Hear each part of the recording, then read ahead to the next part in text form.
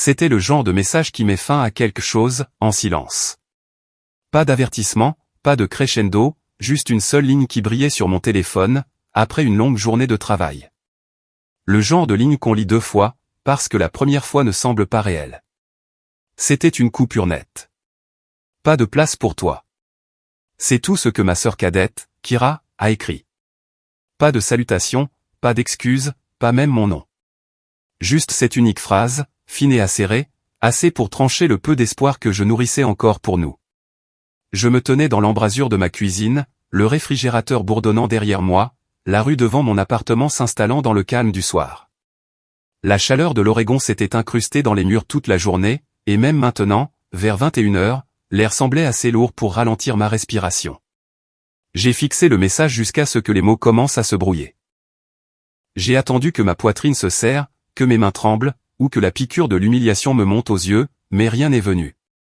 La vérité, c'est que la trahison a un goût différent, quand on la voit se former bien avant qu'elle n'arrive.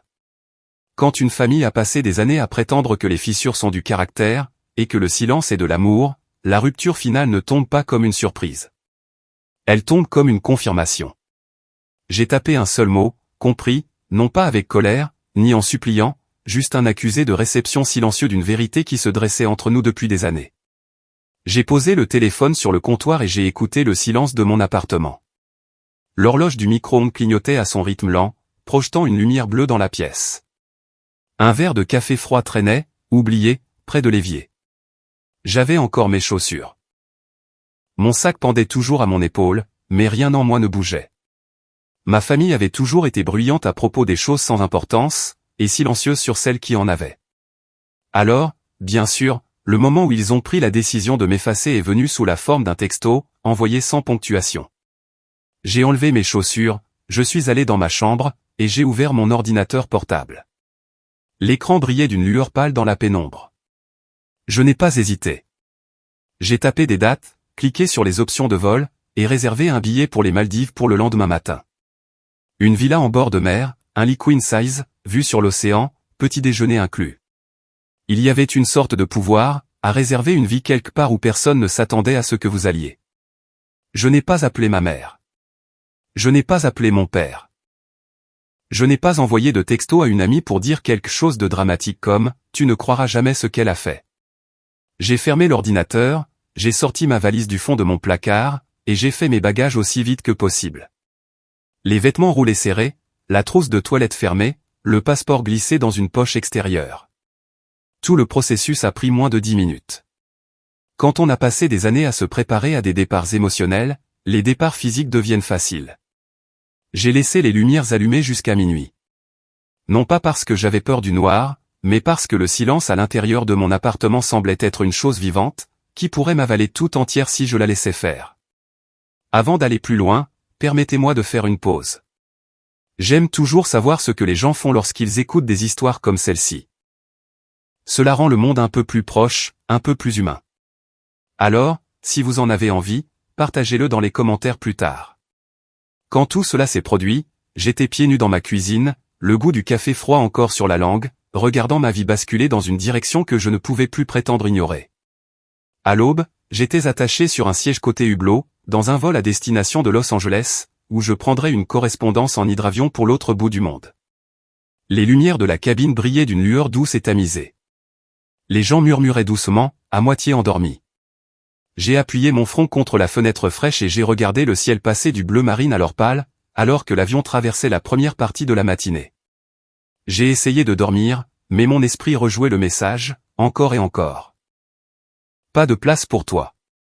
Ces 4 mots contenaient plus de vérité que n'importe quelle dispute que nous ayons jamais eue.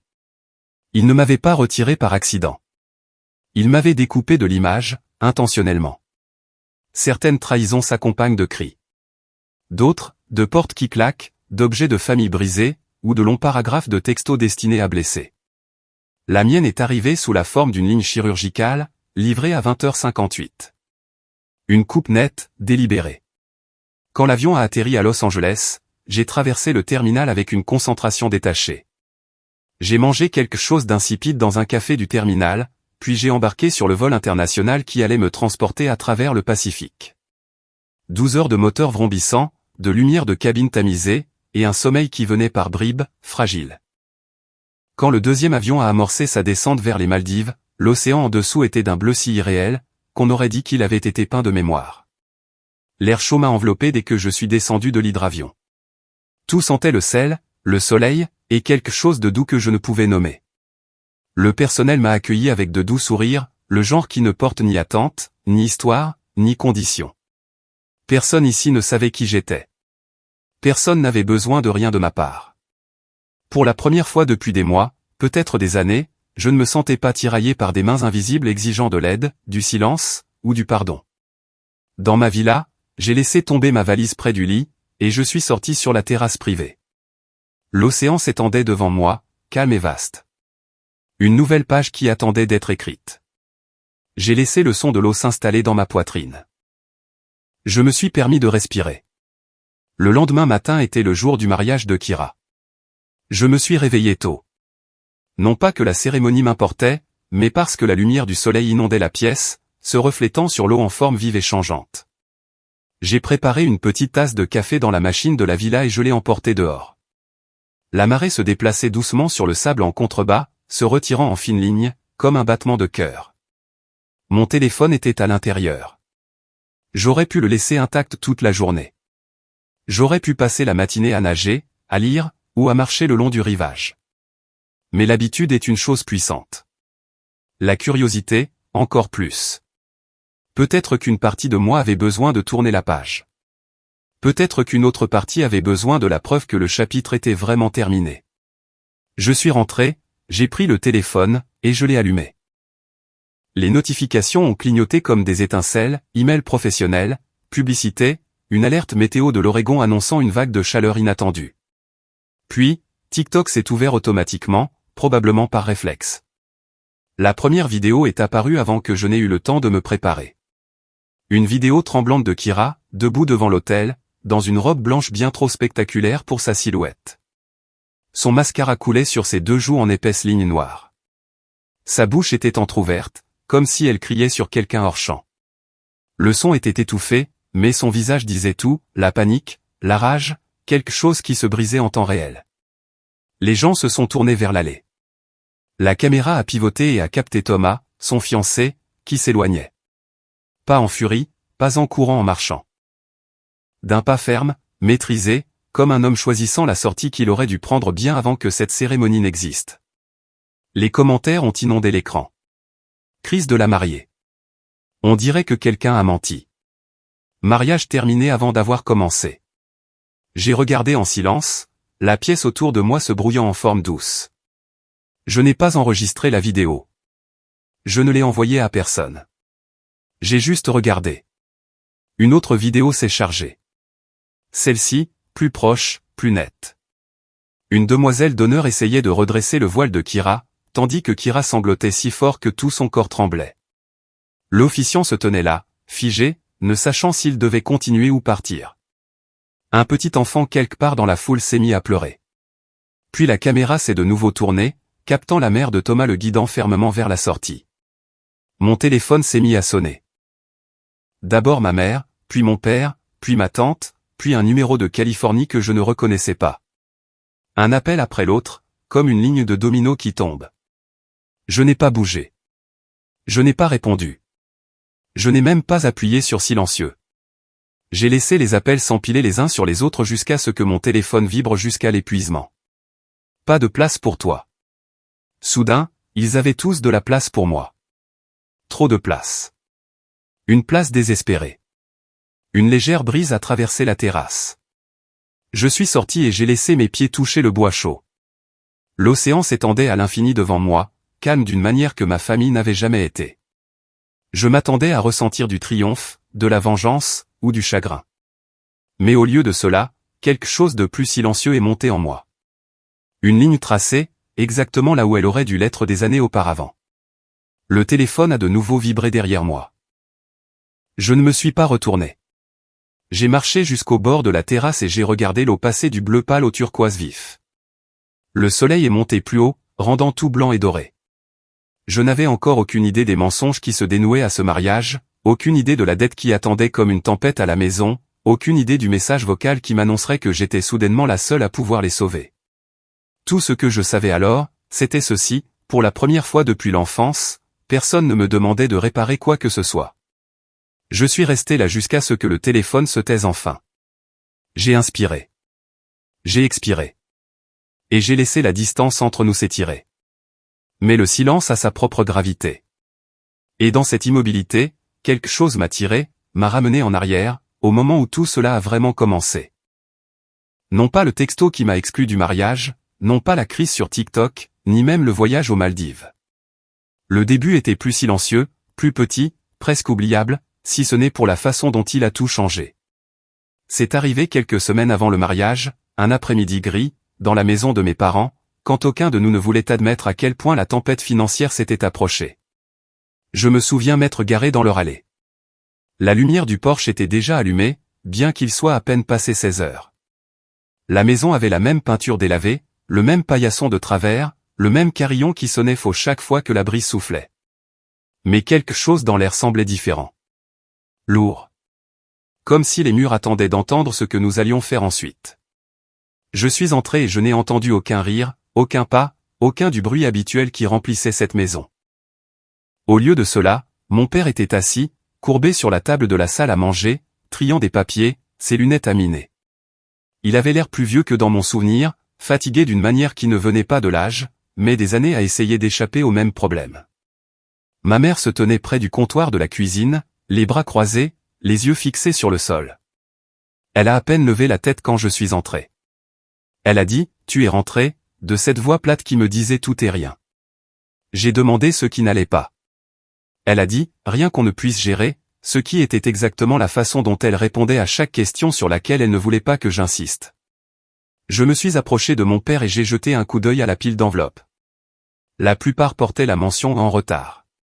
Certaines étaient estampillées « au dernier avis ». Une avait un autocollant rouge de la banque. Il l'a couverte de sa main avant que je puisse en lire plus. Il a dit qu'il s'en occupait. Il a dit que ces choses prenaient du temps. Il a dit que tout irait bien une fois le mariage réglé. Je savais ce qu'il voulait dire, mais j'ai quand même demandé. Qu'est-ce que le mariage de Kira a à voir avec une dette bancaire? Ma mère m'a lancé un regard qui me prévenait de laisser tomber. Alors, je l'ai fait, du moins pour ce moment-là. Quelques minutes plus tard, Kira est descendue les escaliers dans un tourbillon de parfums et de lac. Son sourire a vacillé comme une bougie, brillant une seconde, puis s'est éteint. Elle m'a serré dans ses bras rapidement, et s'est accrochée un peu trop longtemps, comme le font les gens quand ils espèrent que vous ne poserez pas de questions. Elle n'arrêtait pas de lisser ses cheveux derrière son oreille, d'ajuster sa chemise, de vérifier son téléphone, évitant mon regard. Finalement, elle a dit qu'elle devait me parler en privé, et m'a demandé de monter. Son ancienne chambre était presque la même que lorsqu'elle était adolescente. Les rideaux roses toujours accrochés, le même miroir de coiffeuse bordé de lumière, les mêmes photos encadrées d'elle souriant à des événements où elle avait toujours été le centre. Elle a fermé la porte derrière nous et s'est assise sur le bord du lit. Pendant un instant, elle n'a pas parlé. Elle a juste tourné sa bague de fiançailles autour de son doigt, encore et encore, comme si le métal chauffait sous sa peau. J'ai attendu. J'avais appris il y a longtemps que Kira ne disait la vérité que lorsqu'elle était prête. Après un long silence, elle a finalement dit qu'elle devait me dire quelque chose, mais que je devais promettre de ne pas paniquer. Je n'ai rien promis. Je lui ai juste dit de parler. Elle a pris une inspiration si profonde que j'ai cru qu'elle allait la retenir pour toujours. Puis elle l'a dit, je ne suis pas enceinte. Elle l'a dit doucement, à peine plus fort qu'un murmure, comme si elle espérait que les murs ne l'entendraient pas. J'ai cligné des yeux une fois, laissant les mots s'installer dans ma poitrine. Elle m'a observé attentivement, attendant ma réaction. Je n'ai pas eu de hoquet de surprise. Je ne l'ai pas grondée. Je n'ai pas demandé comment elle pouvait mentir sur quelque chose d'aussi énorme. J'ai simplement demandé pourquoi elle avait dit qu'elle l'était. Ses épaules sont tombées, de soulagement et de tension à la fois. Elle s'est levée et a commencé à faire les 100 pas dans la petite pièce. Elle a dit qu'elle devait le faire. Elle a dit que Thomas n'arrêtait pas de traîner les pieds sur le calendrier, et que ses parents voulaient qu'ils attendent l'année prochaine. Elle a dit qu'elle n'avait pas le temps d'attendre, pas avec tout ce qui se passait à la maison, pas avec la dette qui pesait sur maman et papa, pas avec l'idée que se marier dans une famille riche pourrait changer les choses du jour au lendemain. Puis elle m'a dit la vérité, d'un seul trait paniqué. Elle savait que l'histoire d'une grossesse ferait avancer le mariage. Elle savait que personne ne la contesterait une fois qu'elle l'aurait dit. Elle savait que Thomas était trop gentil pour le remettre en question, trop amoureux, trop plein d'espoir. Elle a dit que ce n'était pas pour toujours. Elle prévoyait de dire qu'elle avait perdu le bébé après le mariage. Elle a dit que les gens faisaient ça tout le temps. Elle a dit que ça ne ferait de mal à personne. Je me souviens m'être appuyé contre sa commode, sentant toute la pièce basculer légèrement. Elle a continué à parler, à faire les 100 pas, à respirer plus vite, se convainquant que c'était un petit mensonge qui résoudrait un gros problème. Elle a dit que notre famille avait besoin de ce mariage. Elle a dit que c'était le moyen le plus rapide d'empêcher nos parents de sombrer. Elle a dit qu'elle faisait ça pour nous tous. Quand elle s'est enfin arrêtée, elle m'a regardé avec des yeux pleins d'attente. Elle avait besoin que je dise que c'était d'accord. Elle avait besoin que je valide le plan. Elle avait besoin que je porte une partie du mensonge pour ne pas en sentir tout le poids seul. Je lui ai dit non. Le mot est sorti ferme et doux, mais il a semblé comme une pierre tombant entre nous. Elle s'est figée. Je lui ai dit que je ne l'aiderais pas à mentir. Que je ne hocherais pas la tête. Que je ne me tiendrais pas à son mariage en prétendant que tout était réel, alors que je savais que Thomas était entraîné dans une vie construite sur la panique et le désespoir. J'ai dit que je l'aimais, mais que je ne la protégerais pas des conséquences de ses choix. Son visage a changé lentement, comme quelqu'un qui baisse la lumière. D'abord l'incrédulité, puis l'insulte, puis la colère a fleuri sous sa peau. Elle a dit que je la jugeais. Elle a dit que je l'abandonnais. Elle a dit que je n'avais aucune idée de la pression qu'elle subissait. Elle a dit qu'elle essayait de sauver nos parents, pendant que je restais là à prétendre être moralement supérieur. Je n'ai pas discuté.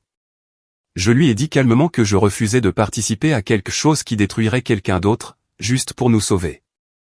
Elle s'est de nouveau assise sur le lit, secouant la tête. Tu fais toujours ça. Tu gâches toujours tout quand j'ai besoin que tu me soutiennes, tout simplement. Sa voix s'est brisée comme quand nous étions enfants, mais il n'y avait rien d'enfantin dans le désespoir qu'elle contenait maintenant. La porte s'est ouverte sans prévenir. Ma mère est entrée, arborant ce sourire fatigué qu'elle réservait au moment qu'elle aurait aimé éviter. Elle a demandé ce qui se passait.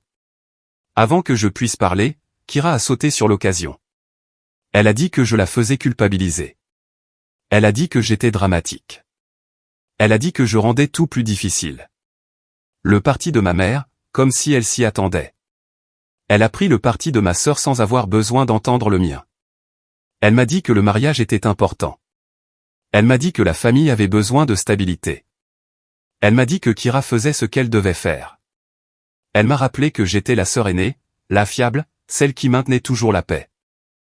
Elle a dit que ce n'était peut-être pas le moment de s'accrocher à des idéaux. Elle a présenté ça comme de l'amour, mais ça ressemblait à de la pression enveloppée dans un joli langage. Je lui ai dit que je ne mentirais pas. Pas pour eux, pas pour personne. Ma mère a tressailli à la fermeté de ma voix. Elle a dit que j'exagérais. Elle a dit que personne ne me demandait de mentir, juste d'être un soutien. Elle a dit que cette famille avait besoin d'unité. Il est devenu clair à ce moment-là que l'unité signifiait le silence. L'unité signifiait la conformité. L'unité signifiait protéger le mensonge à tout prix. Et j'avais déjà enfreint la règle tacite en refusant de participer. Kira s'est levée lentement, son expression se transformant en quelque chose de froid et d'inconnu. Elle m'a étudié comme si elle recalibrait sa compréhension de qui j'étais. Elle avait toujours compté sur moi pour intervenir, pour arranger les choses, pour absorber les retombées. Mais pas cette fois. Pendant plusieurs longues secondes, nous nous sommes juste regardés. Pas de voix élevée, pas de sortie dramatique, juste la compréhension silencieuse qu'elle me voyait différemment maintenant. Non pas comme sa sœur, non pas comme son allié, mais comme une menace. Quelqu'un qui pourrait défaire tout ce sur quoi elle avait bâti son avenir. Quelqu'un qu'elle devait retirer de l'équation. C'était la dernière fois qu'elle me regardait sans ressentiment. Elle a soutenu mon regard un long moment. Il n'y avait pas de colère. Pas encore, juste un calcul, un lent rétrécissement de l'espace entre ce qu'elle voulait que je sois et ce que j'étais réellement. C'était la dernière fois qu'elle me regardait sans ressentiment. Dans les jours qui ont suivi, les choses ont changé de manière si subtile au début que je me suis presque convaincu que c'était des accidents. Un message manqué, un détail oublié, un changement de plan mentionné avec trop de désinvolture. Mais les petites choses s'additionnent. Toujours. Et à la fin de cette semaine, le schéma était trop clair pour être ignoré. Ma sœur n'avait pas seulement décidé que j'étais dangereuse pour son plan, elle avait déjà commencé à m'effacer de l'événement qui était censé unir nos familles. Cela a commencé lorsque j'ai remarqué l'itinéraire du dîner de répétition, publié dans le groupe de discussion partagé qu'elle avait créé des mois plus tôt. Je l'ai parcouru 2 fois avant de réaliser que mon nom n'était sur aucune ligne. Ni en tant que lectrice, ni pour accueillir, ni en tant que demoiselle d'honneur. Rien. J'ai cherché à nouveau, pensant que j'avais raté quelque chose. Mais la liste montrait tous les cousins et amis d'enfance. Même des gens que je me souvenais à peine de ces années de sororité y étaient. J'ai tapé un court message pour demander si la liste était définitive. La bulle de discussion a montré qu'elle était en train de taper. Puis elle s'est arrêtée. Aucune réponse n'est venue. Le lendemain matin, je me suis réveillé pour constater que j'avais été retiré du groupe. La discussion avait disparu. Les photos de l'essayage de la robe de mariée, de la visite du lieu, de la dégustation du gâteau, tout avait disparu de mon téléphone. Au début, je me suis demandé si c'était un bug. Mais ensuite, j'ai remarqué que j'étais toujours dans tous les autres groupes de discussion auxquels j'avais jamais participé. Seul celui-ci manquait. Plus tard dans l'après-midi, je suis de nouveau passé chez mes parents. Je me suis dit que je ne faisais que déposer un colis qui avait été livré à mon adresse par erreur. Mais en réalité, je voulais voir si quelque chose avait changé depuis cette conversation tendue dans la chambre de Kira. Peut-être qu'elle s'était calmée. Peut-être que ma mère avait réalisé le fardeau qu'elle nous imposait à toutes les deux. Peut-être que le silence était un malentendu. Dès que je suis entré, j'ai senti le changement. Mon père a levé les yeux de la table de la cuisine et m'a fait un signe de tête, mais n'a pas dit grand-chose. Ma mère est sortie de la buanderie en s'essuyant les mains sur un torchon et m'a fait un sourire qui n'a jamais atteint ses yeux. J'ai demandé si Kira était là. Elle a dit qu'elle faisait des courses avec la famille de Thomas. Sa voix avait quelque chose de prudent, comme si elle choisissait chaque mot avec des pincettes. Je suis resté quelques minutes, prétendant trier du courrier qui ne m'appartenait pas. J'ai posé des questions anodines, espérant que quelqu'un offrirait une explication. Personne ne l'a fait. Finalement, j'ai décidé de partir. Mais en sortant, je suis passé devant la salle à manger où ma mère avait disposé le plan de table pour la réception de mariage. Elle réécrivait quelques cartons, corrigeant des fautes d'orthographe, ajustant les placements. Je me suis arrêté sans réfléchir, attiré par le plan comme si je suivais le son de mon propre cœur. J'ai parcouru les listes de noms rapidement, puis plus lentement, puis encore plus lentement. Je n'y étais pas. Ni à la table de la famille, ni à la table des amis, ni même à la table du fond réservée aux accompagnateurs et aux parents éloignés que personne ne savait où placer poliment. C'était comme si quelqu'un avait pris une paire de ciseaux et avait proprement découpé mon existence de la célébration. Je lui ai posé la question, même si je connaissais déjà la réponse. Ma mère a jeté un coup d'œil au plan, puis à moi. Elle m'a dit de ne pas trop y prêter attention. Elle a dit que le plan de table d'un mariage était compliqué. Elle a dit que peut-être Kira n'avait pas encore tout fini. Elle l'a dit si vite qu'elle a presque trébuché sur sa propre réassurance. C'était la voix qu'elle utilisait quand elle espérait que j'abandonnerais le sujet avant qu'elle n'ait à mentir plus directement. J'ai hoché la tête, car que pouvais-je faire d'autre? La vérité flottait déjà dans l'air entre nous. Si elle m'avait voulu là, elle l'aurait dit. Si elle avait voulu me défendre, elle l'aurait fait. Au lieu de cela, elle a plié un autre carton, en a lissé le coin, et a dit que je ne devais pas m'inquiéter. Sur le chemin du retour, j'ai éteint la radio et j'ai baissé les fenêtres. L'air froid m'a giflé le visage et m'a forcé à rester éveillé. Le déni s'est estompé kilomètre après kilomètre, jusqu'à ce que j'atteigne mon appartement et que je me permette enfin d'en ressentir la piqûre. Non pas la piqûre d'être indésirable. La piqûre d'être réduite au silence, effacée, non par quelque chose de plus froid que ça, la nécessité. Ce n'était pas qu'elle ne me voulait pas là. C'était qu'elle ne pouvait pas risquer ma présence. Je détenais la vérité qu'elle avait besoin d'enterrer. Et les gens protègent leurs mensonges de la même manière qu'ils protègent leur compte en banque, agressivement, silencieusement, complètement. Le lendemain matin, ma mère a appelé. J'ai hésité avant de répondre. Elle a de nouveau parlé trop vite, remplissant le silence de détails que je n'avais pas demandé. Elle a parlé d'arrangements floraux, de délais de traiteur, de liste d'invités débordante. Elle n'a jamais mentionné le plan de table, pas une seule fois. Quand j'ai demandé si tout allait bien, elle a fait une pause un peu trop longue avant de dire que tout allait bien. Les familles sont juste stressées autour des mariages. Elle m'a rappelé que Kira subissait beaucoup de pression. Puis elle a dit quelque chose qui s'est installé en moi comme une pierre froide. Essaie de ne pas rendre ça plus difficile que nécessaire. Ce n'était pas une demande. C'était un avertissement déguisé en inquiétude. Après cet appel, quelque chose en moi s'est éclairci. Ils ne me mettaient pas à l'écart parce qu'ils ne m'aimaient pas. Ils ne m'évitaient pas parce qu'ils étaient en colère. Ils m'excluaient parce que ma présence menaçait le plan. Je n'étais plus une sœur. J'étais un passif. Et les passifs sont éliminés tôt. J'aimerais pouvoir dire que je me suis battu. J'aimerais pouvoir dire que je me suis défendu, que j'ai exigé des réponses, ou que j'ai forcé quelqu'un à admettre la vérité. Mais je n'ai rien fait de tout ça. Je n'en avais plus l'énergie. Je me sentais comme quelqu'un sur un rivage, regardant un navire partir sans elle. Non pas parce qu'elle était arrivée trop tard, mais parce que l'équipage n'avait jamais eu l'intention de l'embarquer. Je n'arrêtais pas d'attendre que Kira me contacte.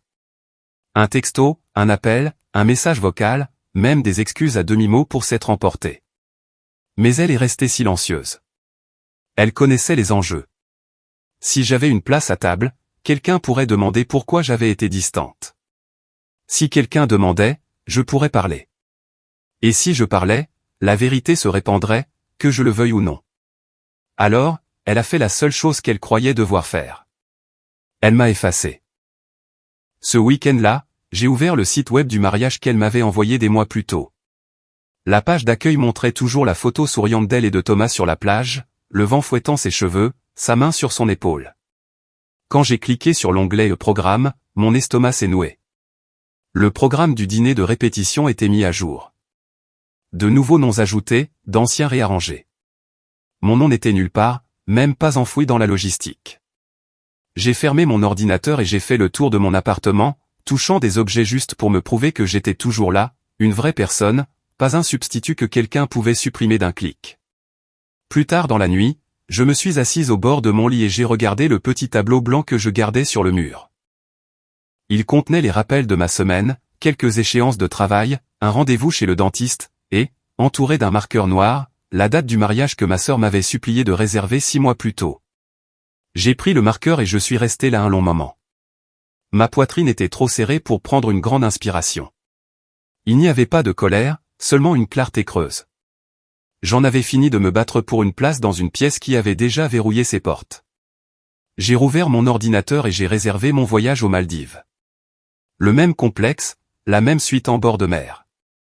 Cette fois sans hésitation, sans culpabilité, sans explication. J'ai cliqué sur « Confirmer » et j'ai regardé l'écran s'éclairer, comme s'il me donnait la permission de m'éloigner d'une vie qui m'avait fait me sentir petite pendant trop longtemps. Puis je suis retourné au tableau blanc. J'ai levé la main et j'ai effacé la date du mariage. Le résidu du marqueur s'est étalé sous ma paume. Le cercle s'est dissous. Le numéro s'est estompé. Et avec ce simple geste, j'ai senti quelque chose en moi se libérer pour la première fois depuis des années. Je me suis couché en silence, sachant que je venais de fermer la dernière porte qu'il m'avait laissée ouverte. Le matin après avoir effacé la date du mariage de mon calendrier, je me suis réveillé avec un étrange sentiment de calme. Le genre qui vient quand une décision a déjà été prise et qu'il n'y a plus rien à débattre. J'ai fait ma valise avec plus de soin que je ne l'aurais cru, pliant des vêtements que je portais à peine à la maison, et choisissant des choses non pas pour les attentes des autres, mais pour mon propre confort. Mon vol est parti avant le lever du soleil. L'aéroport semblait silencieux, d'une manière qui correspondait à mon propre silence.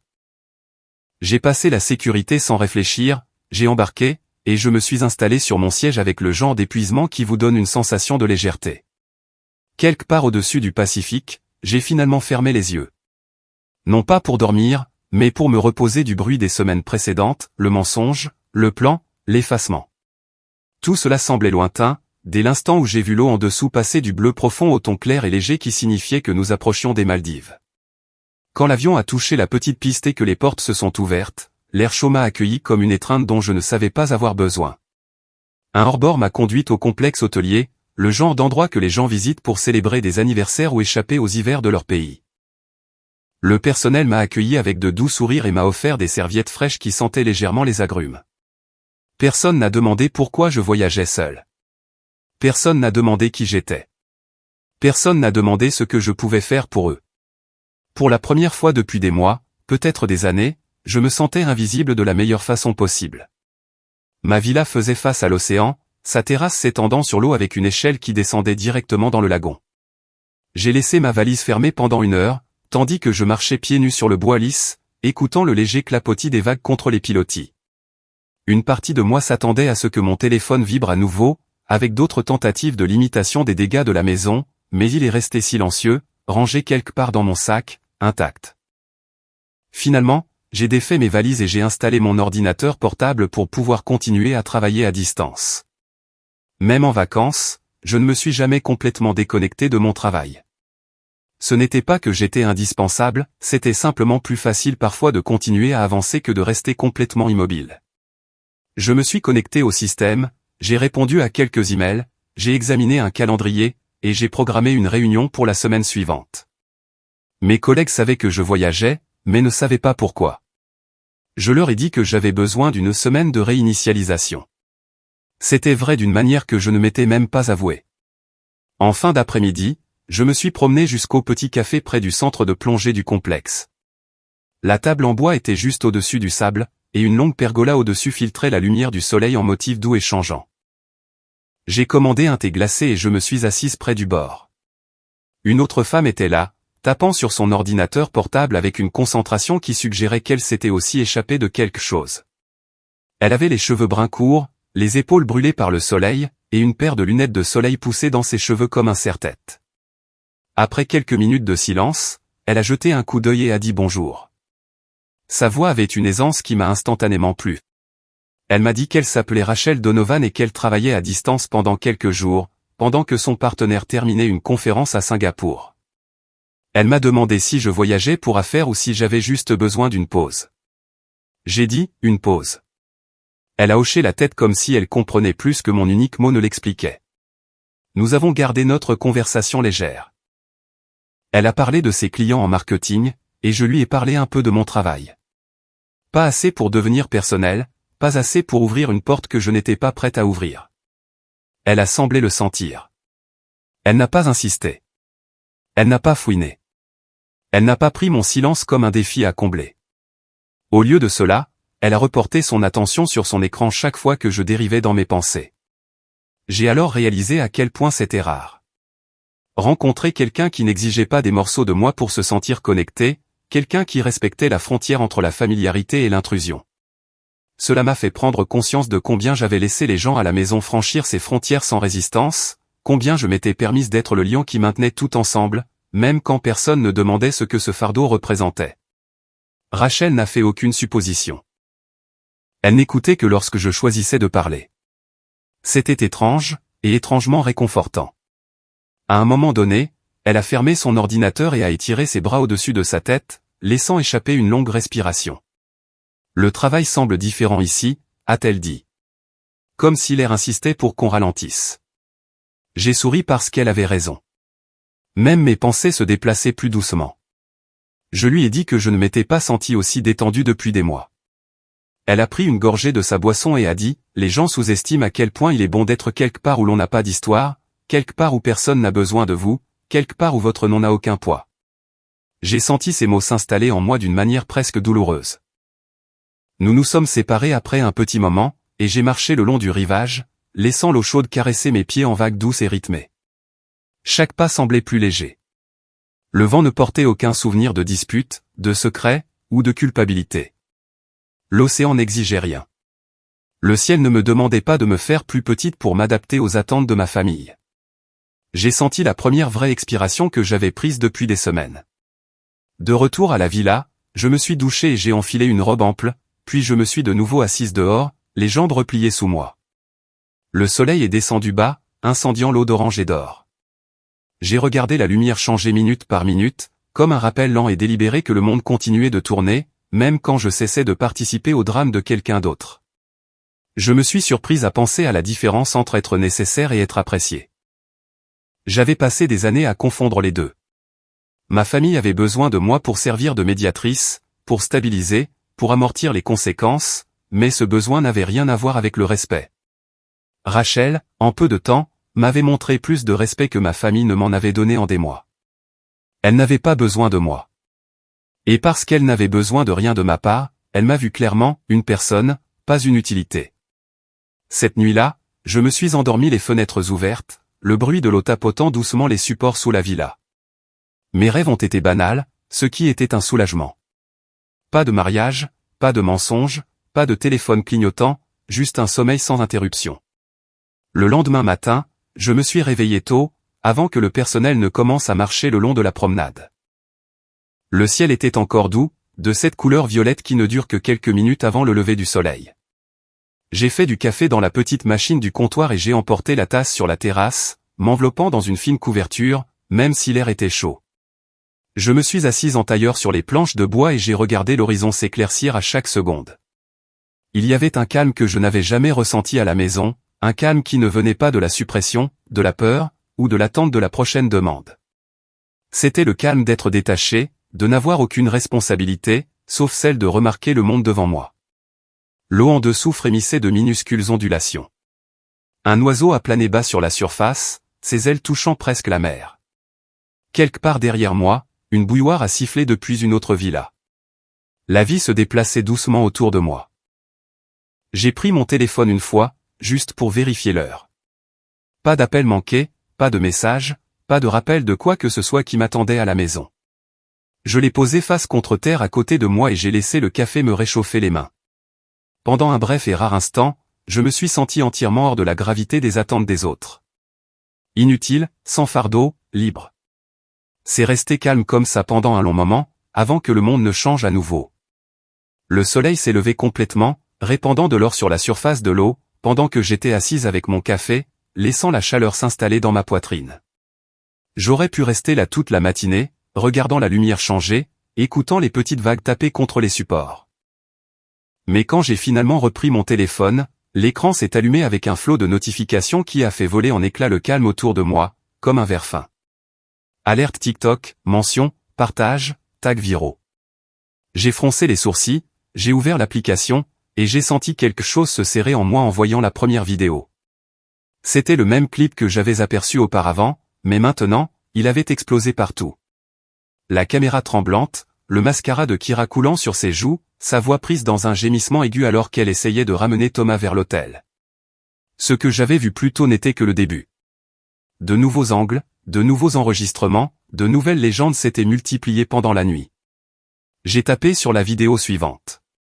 Thomas se tenait droit près de l'avant de l'allée, les épaules carrées, le visage pâle mais stable. Quelqu'un avait réussi à l'enregistrer d'assez près pour que ses mots soient clairs. Je préfère partir maintenant que de vivre un mensonge pour toujours. Le son de ces mots a pesé lourd dans ma poitrine.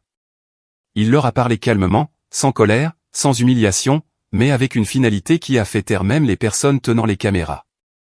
En arrière-plan du clip, les invités semblaient stupéfaits. Une femme a eu un hoquet de surprise. Quelqu'un a murmuré fort, est-il sérieux? Une autre personne a dit, mon Dieu. Alors que les murmures s'élevaient, Kira s'est approché de lui, insistant sur quelque chose que je ne pouvais pas tout à fait entendre. Il s'est reculé de son contact.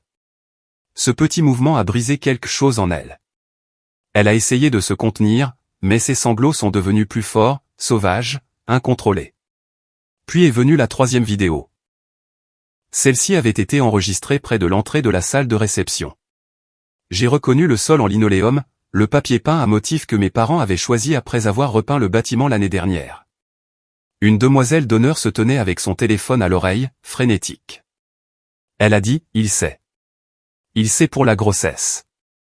Il sait que quelqu'un lui a dit que ce n'était pas vrai. Il sait que Anna a refusé de mentir. Le nom m'a frappé comme une vague inattendue. L'entendre prononcer à voix haute, dans le chaos de ce moment, a semblé comme une vérité enfin libérée. Un autre clip a commencé automatiquement. Thomas parlait à la demoiselle d'honneur de Kira. Sa voix était tendue mais audible. Donc, toute votre famille savait. La demoiselle d'honneur a hésité, a balbutié, s'est essuyé les yeux, puis a hoché la tête. Elle semblait déchirée entre protéger Kira et se disculper. Il a passé une main dans ses cheveux, faisant les 100 pas dans un petit cercle, comme s'il avait besoin de mouvement pour ne pas s'effondrer. Puis il s'est arrêté brusquement et a posé une question si vive, si sincère, que l'enregistrement a semblé s'arrêter autour. Où est Anna? Il y eut des bruits de pas, des chuchotements, des regards gênés. Finalement, quelqu'un lui a dit que je n'étais pas sur la liste des invités. Il a froncé les sourcils et a demandé ce que cela signifiait. On a dit que j'étais occupé, que je ne pouvais pas venir, ou quelque chose de vague qui changeait avec chaque voix. La vérité flottait, épaisse, entre leurs mots. Il l'a comprise instantanément. La vidéo s'est terminée là, mais la suivante a capté sa réaction dans un autre coin de la pièce. Il a regardé les doubles portes menant à la cérémonie, puis la sortie, puis le couloir menant à la suite nuptiale. Pendant un instant, il a semblé déchiré entre la confrontation et la fuite. Puis la décision s'est installée sur ses traits, en une lente expiration. Il a secoué la tête. Il a murmuré quelque chose comme « Je ne peux pas faire ça ». Et puis il est parti. Pas pressé, pas paniqué, pas alimenté par la rage. Juste fini. Terminé. Un homme sortant d'une vie qu'il réalisait être construite sur l'échafaudage de quelqu'un d'autre. Un homme qui comprenait que se marier dans un mensonge lui coûterait bien plus que de s'en aller. Le dernier des clips viraux le montrait quittant le lieu par les portes latérales. Ses parents le suivaient à quelques pas, les visages tendus d'inquiétude. Quelqu'un a essayé de le poursuivre, mais il a continué. Une femme a crié à la caméra d'arrêter de filmer. Une autre personne a crié que ce mariage était maudit. La séquence s'est coupée alors que la porte se refermait derrière lui. Je suis resté assise là, sur la terrasse, le soleil éclatant du matin brillant sur l'écran du téléphone, rendant tout irréel. Mon cœur battait la chamade. Je ne me sentais pas triomphante. Je ne me sentais pas vengée. Ce que je ressentais était quelque chose de plus profond, de plus lourd. Le genre de tristesse qui vient quand la vérité éclate enfin et balaie tout sans pitié. De nouvelles notifications continuaient d'apparaître. Des gens du monde entier assemblaient les clips, ajoutant des commentaires, spéculant sur les mensonges, le scandale, la trahison. J'ai posé le téléphone un instant, me frottant les mains nerveusement. Je savais que ce n'était que la partie en ligne. La vraie tempête ne frapperait pas avant que ma famille ne réalise ce qui s'était passé. J'ai repris le téléphone et j'ai ouvert un autre clip. Il avait été filmé de derrière l'hôtel. Dans celui-ci, Kira criait qu'elle était enceinte, que Thomas était dramatique, qu'il l'humiliait le jour de son mariage. Sa voix se brisait chaque fois qu'elle essayait d'insister sur le mensonge. Une femme à côté d'elle a murmuré avec colère que le test était faux et qu'elle devrait arrêter de creuser un trou plus profond. Kira a crié qu'elle avait tout fait par amour, pour la famille, pour leur avenir. Sa voix n'avait rien du ton doux qu'elle utilisait habituellement en public. Elle était brute et pleine de désespoir. Thomas ne s'est pas retourné. Il est resté immobile, la mâchoire serrée, le dos droit, son silence plus fort que n'importe quel argument aurait pu l'être. Quand il a finalement reparlé, sa voix était claire. Je mérite un mariage construit sur la vérité, pas sur ça. Quelqu'un hors champ a murmuré qu'il avait l'air malade. Quelqu'un d'autre a murmuré que la mariée l'avait piégé. J'ai senti mon souffle se couper. Ce n'était plus un désastre privé. C'était un effondrement diffusé à des étrangers partout. Un autre clip s'est chargé, un de l'entrée de la salle de réception. Mon père se tenait près d'une table, passant ses mains dans ses cheveux, marmonnant que tout irait bien si les gens se calmaient. Ma mère pleurait dans une serviette, disant à quelqu'un que les choses avaient dérapé, insistant sur le fait qu'il pouvait encore réparer ça.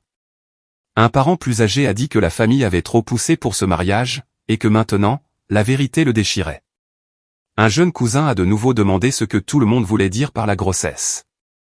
La pièce bourdonnait de panique.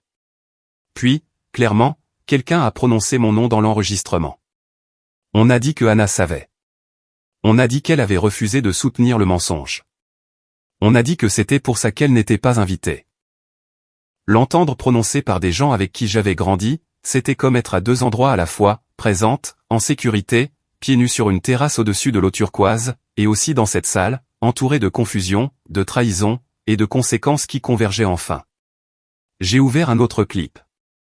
Dans celui-ci, Thomas était près de la sortie, tenant son téléphone. Son père se tenait à côté de lui, essayant de le convaincre de partir avant que les choses ne dégénèrent. Une demoiselle d'honneur s'est approchée de lui timidement et a dit qu'elle était désolée. Il a hoché la tête une fois, puis a de nouveau demandé si quelqu'un m'avait vu. Un témoin a dit, elle n'est pas venue. Thomas a froncé les sourcils, frustré. Il a demandé si quelqu'un m'avait demandé de venir. Le silence qui a suivi lui a répondu plus fort que des mots. Quelqu'un a finalement murmuré que Kira m'avait retiré de la liste, qu'elle avait retiré mon nom de tout, qu'elle ne me voulait pas là parce que je pourrais gâcher son grand jour. Le regard de Thomas à ce moment-là m'a retourné l'estomac. Ce n'était pas de la colère. C'était de la déception. Une déception profonde et lasse. Il a murmuré une phrase que la caméra a à peine captée, elle a retiré la seule personne qui a dit la vérité. J'ai pressé mes lèvres, luttant contre la piqûre inattendue des larmes. Je ne m'attendais pas à ce qu'il me défende. Je ne m'attendais pas à ce qu'il voie mon absence comme un signe de quelque chose de bien. Tout ce que j'avais jamais fait, c'était de choisir l'honnêteté plutôt que la commodité.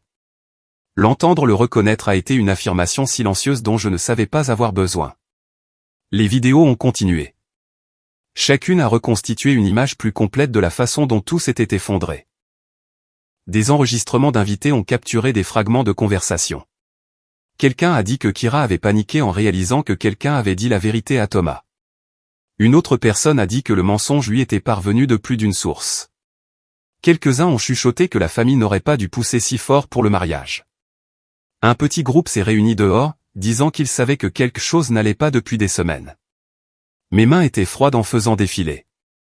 Le dernier clip montrait Thomas sortant du lieu, s'arrêtant un instant au bord de l'allée.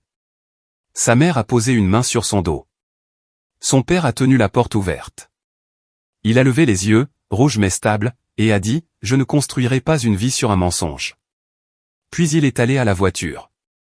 Le caméraman a murmuré qu'il espérait que le marié irait bien. Puis le clip s'est terminé.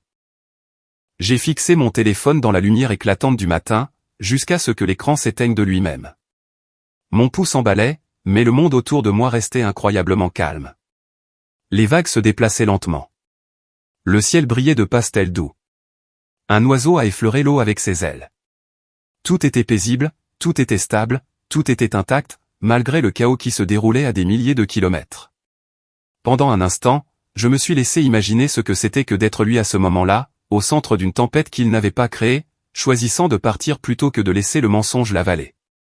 Et puis je l'ai imaginé demandant après moi, la seule personne absente, la seule diseuse de vérité, retirée pour protéger l'illusion. Ma gorge s'est serrée. J'ai repris le téléphone, mais au lieu d'ouvrir une autre vidéo, j'ai appuyé sur le bouton pour éteindre l'écran. Puis je l'ai posé face contre terre sur la terrasse en bois, et j'ai laissé échapper une longue et lente respiration. Je n'étais pas là. Je n'avais pas causé le désastre. Je m'étais simplement écarté, et j'avais permis à la vérité de se révéler. Et maintenant qu'elle l'avait fait, je ne voulais rien au monde, sauf ce moment de calme. J'ai replié mes jambes sous moi et j'ai fermé les yeux, pendant que le téléphone restait éteint à mes côtés.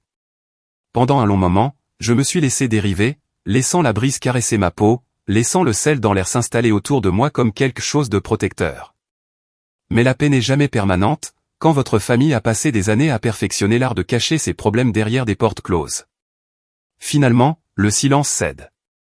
Finalement, la vérité se fraye un chemin jusqu'à la surface. Et quand elle le fait, elle n'arrive pas doucement. Cet après-midi-là, j'ai décidé de rester à l'intérieur de la villa et de me reposer. J'ai allumé la petite télévision à écran plat montée près du lit, pensant regarder quelque chose de simple et laisser mon esprit se calmer. Mais au lieu de la chaîne de voyage ou d'une vieille sitcom, le fil d'actualité du complexe hôtelier avait déjà repris l'histoire de chez moi. Pas en détail, pas avec des noms, mais le titre était sans équivoque, un marié de l'Oregon quitte son mariage après une révélation choquante. En dessous, de courts extraits tirés des vidéos virales de TikTok, floutés pour protéger les identités, mais assez évidents pour quiconque connaissait les personnes impliquées. Ma poitrine s'est serrée. J'ai envisagé de l'éteindre tout de suite. Mais quelque chose en moi avait besoin de voir ce que le monde avait découvert, que je n'avais pas encore vu moi-même. La chaîne est passée des extraits de TikTok à des séquences prises par des invités qui avaient mis en ligne des vidéos plus longues sur les réseaux sociaux. Un clip montrait l'intérieur de la salle de réception. Des voix chaotiques résonnant contre les hauts plafonds, des tables intactes, de la nourriture intacte sous des chauffe-plats, des décorations à moitié arrachées par des mains frénétiques. Mon père se tenait près de la table du punch, le visage rouge, ses mains faisant de grands gestes pour calmer un groupe de parents. Ma mère était près du gâteau, s'essuyant les yeux, impuissante. La caméra a balayé la pièce et a surpris plusieurs invités se disputant vivement. En arrière-plan, quelqu'un a crié, elle était sous pression. Une autre personne a sèchement répondu, ce n'est pas de sa faute. Quelqu'un d'autre a ajouté que le stress était trop important. Encore et encore, les mêmes justifications rebondissaient entre les murs. C'était comme s'ils croyaient que les répéter assez fort effacerait la réalité de ce qui s'était réellement passé. Le clip a soudainement changé. L'angle venait de quelqu'un assis près du fond de la salle. J'ai reconnu les portes en bois menant à la cour. Les gens s'y étaient rassemblés en petits groupes, parlant en chuchotements intenses. Une femme en robe bleue faisait les 100 pas, les mains sur les tempes. Un homme en costume n'arrêtait pas de secouer la tête, comme s'il ne pouvait pas croire ce qui s'était passé. Puis la caméra s'est fixée sur quelqu'un assis tranquillement au milieu du chaos, grand-mère Margaret. Elle était assise droite et calme, la colonne vertébrale droite, ses mains reposant doucement sur la poignée de sa canne. Elle avait toujours été petite de taille, mais imposante de présence, le genre de femme dont le silence avait plus d'autorité que les cris de la plupart des gens. Elle observait la pièce avec des yeux vifs, notant chaque détail, ne participant pas aux excuses criées autour d'elle. La caméra a légèrement zoomé, captant son expression. Ce n'était pas du choc. C'était de la certitude. Comme si elle s'était attendue à cette chute bien avant qu'elle n'arrive. Quelqu'un à côté d'elle s'est penché en avant et a murmuré que Kira s'était enfermée dans la suite nuptiale. Quelqu'un d'autre a murmuré que Thomas était parti et refusait de répondre aux appels. Un autre parent a dit que tout était devenu un désastre, et que la famille devait se concentrer sur la limitation des dégâts. Ils l'ont dit comme si la vérité était un inconvénient, quelque chose à rafistoler, à repeindre, à cacher à nouveau jusqu'à ce qu'elle s'estompe. Puis, au milieu de tout ce bruit, grand-mère Margaret s'est lentement levée. La pièce s'est tue, comme une ondulation, comme une pierre jetée dans l'eau. Les gens se sont tournés, certains à contre-cœur, d'autres avec soulagement, car quand elle se levait, tout le monde dans la famille savait que cela signifiait qu'elle avait quelque chose à dire. Elle a légèrement tapoté sa canne sur le sol et a parlé d'une voix plus forte que dans mon souvenir. Elle a dit que tout le monde devait s'arrêter. Elle a dit que la vérité avait été brisée dans cette pièce bien avant que le marié ne parte. Elle a dit que les mensonges avaient été superposés, et que la famille avait laissé faire, parce que c'était plus facile que d'admettre jusqu'où les choses étaient allées. Elle a tourné son regard vers mon père.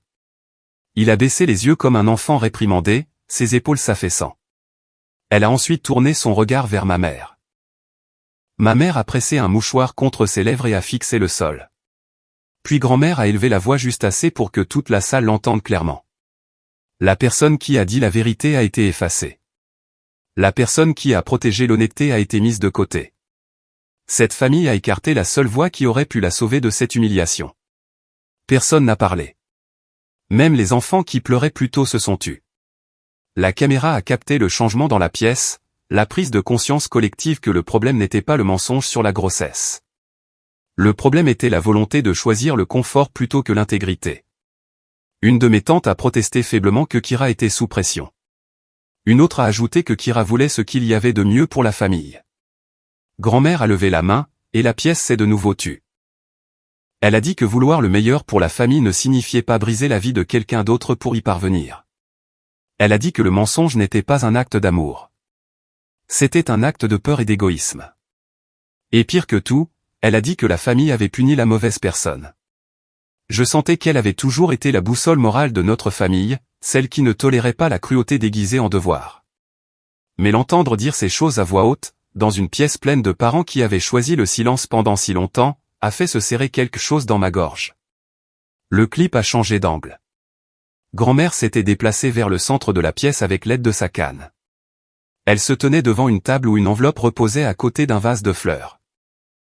Elle a tapoté l'enveloppe et a dit qu'elle était venue ce jour-là non seulement pour assister au mariage de sa petite fille, mais aussi pour partager une mise à jour concernant son testament. La pièce a bourdonné de surprise. Mon père s'est avancé comme pour l'arrêter. Elle a secoué la tête, et il s'est figé. Elle a dit qu'elle avait toujours eu l'intention de diviser sa succession à parts égales entre ses petits-enfants. Mais les événements récents lui avaient montré quelque chose d'important. Elle a dit que l'héritage n'était pas simplement de l'argent ou des biens. C'était le reflet de valeurs, un héritage de caractère. Et le caractère se prouvait, non pas dans le confort, mais face à la pression. Elle a de nouveau tapoté l'enveloppe et a annoncé qu'elle avait modifié son testament plus tôt ce mois-là. Tout son héritage me reviendrait désormais. Non pas parce que j'étais plus âgé, non pas parce que j'étais plus responsable, ni même parce que je menais une vie plus calme et plus stable, mais parce que j'avais choisi la vérité quand le reste de la famille avait choisi la facilité. Des hoquets de surprise ont rempli la pièce. Quelqu'un a marmonné que c'était injuste. Une autre personne a chuchoté qu'elle était dramatique. Mais grand-mère a parlé par-dessus eux. Elle a dit que ce n'était pas une punition, c'était une responsabilisation. Elle a dit qu'on ne peut pas construire une famille sur des mensonges et s'attendre à ce que la génération suivante s'épanouisse. Elle a dit que l'héritage n'était pas une récompense pour moi. C'était une conséquence de ce que la famille avait fait. Ma mère a pressé sa main sur sa poitrine. Mon père a reculé d'un pas. Le choc sur leur visage était indubitable. Ils savaient que le mensonge était mal, mais ils ne s'attendaient pas à une telle reddition des comptes. Grand-mère a terminé de parler et a regardé la pièce une dernière fois. Elle a dit que tout le monde avait un choix ce jour-là. Il pouvait continuer à protéger le mensonge et s'enfoncer plus profondément dans les conséquences qui suivraient, ou il pouvait accepter la vérité, faire face aux dégâts qu'elle a causés, et commencer à reconstruire avec intégrité. Puis elle s'est de nouveau assise, calme, posée, comme si elle avait simplement commenté la météo. Le clip s'est terminé. Le fil d'actualité est passé à un commentateur résumant les événements avec des phrases comme tromperie présumée, litige familial controversé, et l'annonce de l'héritage crée des ondes de choc. J'ai pris la télécommande et j'ai baissé le volume avant de couper complètement le son de la télévision. Je suis resté assise là, sur le lit de la villa du complexe, fixant l'écran noir, entendant le faible écho de la voix de grand-mère dans mon esprit. La personne qui a dit la vérité a été effacée. La pièce autour de moi semblait trop immobile, trop silencieuse, comme si elle essayait d'absorber le poids de tout ce que je venais de voir. J'ai pensé à mes parents, et à quel point ils devaient avoir l'air perdus à ce moment-là. J'ai pensé à Kira, seule dans la suite nuptiale, s'accrochant à des fragments d'une vie qu'elle avait essayé de construire par désespoir. J'ai pensé à la façon dont aucun d'eux n'avait envisagé ce que ce mensonge coûterait, jusqu'à ce qu'il s'effondre enfin. Et puis j'ai pensé à grand-mère, à sa force, à sa clarté, à son refus de laisser la famille déformer la vérité en quelque chose de plus joli, juste parce que cela les mettait mal à l'aise. Je me suis levé, je suis allé à la fenêtre, et j'ai tiré les rideaux. L'océan scintillait sous le soleil de fin d'après-midi, les vagues effleurant les pilotis en dessous avec une insistance silencieuse. J'ai senti l'attraction de ce calme, l'invitation à me reposer, à respirer, à laisser la vérité s'installer en moi sans me déchirer. Je me suis retourné vers la télévision, j'ai pris la télécommande, et j'ai appuyé sur le bouton d'alimentation. L'écran est devenu complètement noir. J'ai regardé mon reflet apparaître dans la vitre, faible, encadré par l'océan derrière moi et les ombres douces de la pièce. Pour la première fois depuis que tout a commencé, j'ai ressenti quelque chose de proche de l'acceptation. Puis j'ai posé la télécommande, et j'ai laissé le silence envahir à nouveau la pièce. J'ai fixé l'écran noir de la télévision jusqu'à ce que mon reflet se brouille en un faible éclat sur la vitre. La villa était complètement silencieuse, le genre de silence qui appuie contre vos oreilles et vous fait prendre conscience de votre propre rythme cardiaque. J'ai finalement détourné le regard et je suis sorti sur la terrasse, laissant l'air chaud de la nuit s'installer autour de moi, tandis que l'océan chuchotait contre les pilotis en dessous. Je me suis dit que j'avais besoin de repos, que je ne penserais plus à ma famille ce soir. Mais je savais que c'était un mensonge, dès l'instant où j'ai touché mon téléphone. Il était silencieux depuis des heures. Pas de nouvelles, pas d'appels manqués, pas de messages qui fuitaient par les fissures. Je l'ai pris avec l'intention de mettre une alarme pour le lendemain matin. Je n'y suis jamais parvenu. Dès que l'écran s'est allumé, une vague de notifications a déferlé du bas, comme une marée montante. Des numéros inconnus, des numéros locaux, le numéro de ma mère, celui de mon père, même celui de ma tante. Des dizaines d'appels manqués, la plupart au cours des 2 dernières heures. Je me suis figé. Les gens n'appellent pas comme ça, à moins que quelque chose de très grave ne se soit produit. Au début, j'ai pensé que c'était à propos de Kira, qu'elle avait fait quelque chose de radical après les retombées, ou que Thomas avait publiquement dit plus. J'ai hésité avant d'ouvrir l'onglet de la messagerie vocale. Il y avait 3 messages au total. Je pouvais voir les aperçus de la transcription sous chacun d'eux. 2 étaient silencieux. 1 ne l'était pas. C'était du numéro de mon père. J'ai appuyé dessus, car une petite partie de moi ne savait toujours pas comment ignorer sa voix. Son message a commencé par une profonde inspiration, qui a frappé mon oreille comme un poids, puis une pause, et enfin sa voix, tendue d'une manière que je n'avais pas entendue depuis mon enfance. Anna, tu es la seule qui puisse nous aider à payer la dette maintenant. Mon estomac s'est noué. Pendant un instant, j'ai cru que le réseau avait un problème, que j'avais peut-être mal lu les mots, mais sa voix a continué, plus basse, plus rapide, presque embarrassée de le dire à voix haute. Utilise ton héritage. Nous avons besoin de toi pour couvrir la saisie.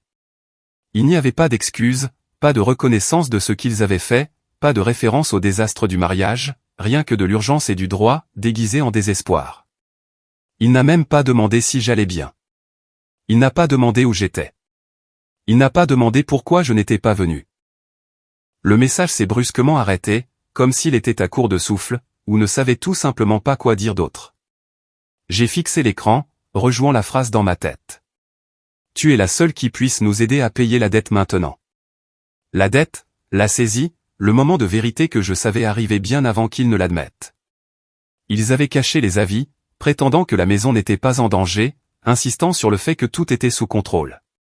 Et maintenant, avec l'explosion du mariage qui avait retourné leur façade parfaite, ils n'avaient plus de distraction pour se cacher.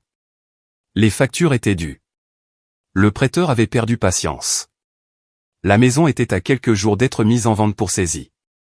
Et soudain, j'avais de nouveau de l'importance. Je me suis affalé sur la terrasse, le dos contre la remplisse, laissant le téléphone reposer sur mon genou.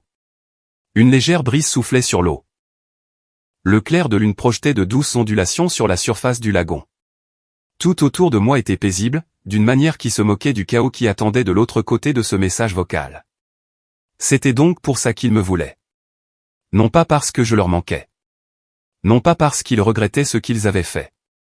Non pas parce que quelqu'un avait enfin compris qu'effacer mon nom du mariage avait des conséquences.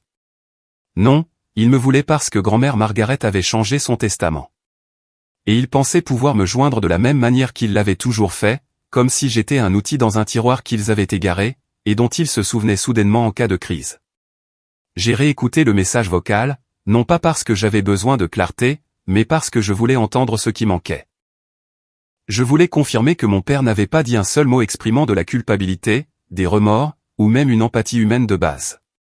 Il ne l'avait pas fait. Ma mère n'avait laissé aucun message, mais elle avait appelé 8 fois. Elle n'avait pas laissé de message vocal, ce qui était en quelque sorte pire.